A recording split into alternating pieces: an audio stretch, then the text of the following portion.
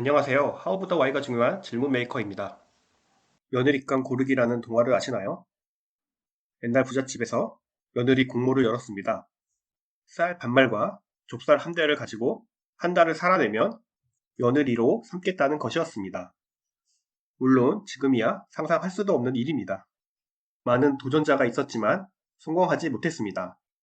대부분 주어진 음식을 최대한 조금씩 먹는 것으로 도전을 했습니다. 하지만 주어진 양이 너무 적어 일주일도 안 돼 포기할 수밖에 없었습니다.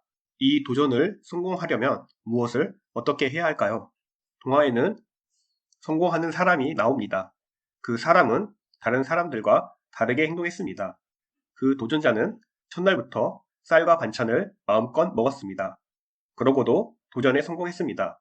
어떻게 했을까요? 그 도전자는 첫날 배부르게 식사하고 다른 집으로 삭 바느질거리를 받아 바느질을 대가로 음식을 받았습니다. 마을을 돌아다니며 일거리를 찾아왔고 음식을 받았습니다.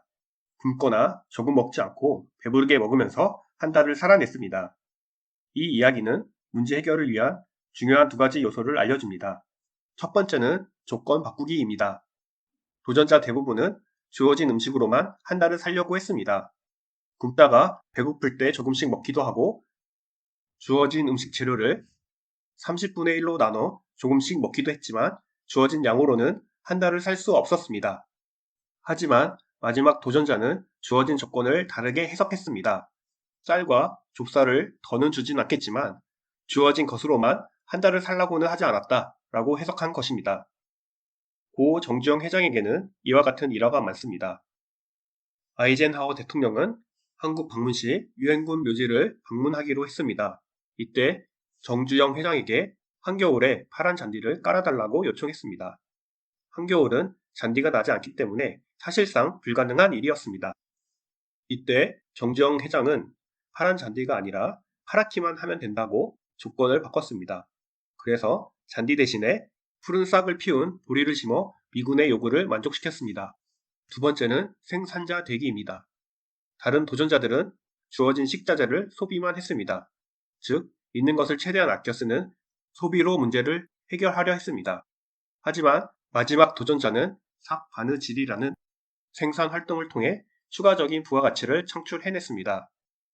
부의 추월 차선에서 MJ 드마코는 부자가 되기 위한 추월 차선을 타기 위해서는 소비자로 머물지 말고 진정한 생산자가 되라고 조언했습니다. 무조건 아낀다고 더 많이 버는 것은 아닙니다.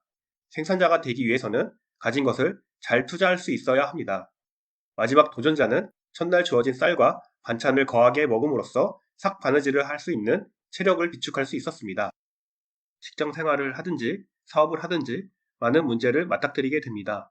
이때 주어진 조건들을 다르게 볼 수 있어야 합니다. 조건을 다르게 해석할 여지는 없는지 다시 고민해 봐야 합니다. 고정관념을 깰 필요가 있습니다. 또한 문제를 해결할 때 방어적인 소비자가 아니라 공격적인 생산자가 되어야 합니다. 다양한 요소들을 결합하고 참여자를 확대하다 보면 해결의 실마리를 얻을 수 있습니다. 동화에서 마지막 도전자는 게임의 참여자들을 삭 바느질감을 주는 사람들까지 확장시켰습니다. 지금 맞닥뜨린 문제는 어떤 것인가요? 그 고민을 다른 각도로 한번 쳐다보고 다르게 실행할 건 없는지 고민해 보는 건 어떨까요? 도움이 되셨다면 구독과 좋아요 부탁드립니다.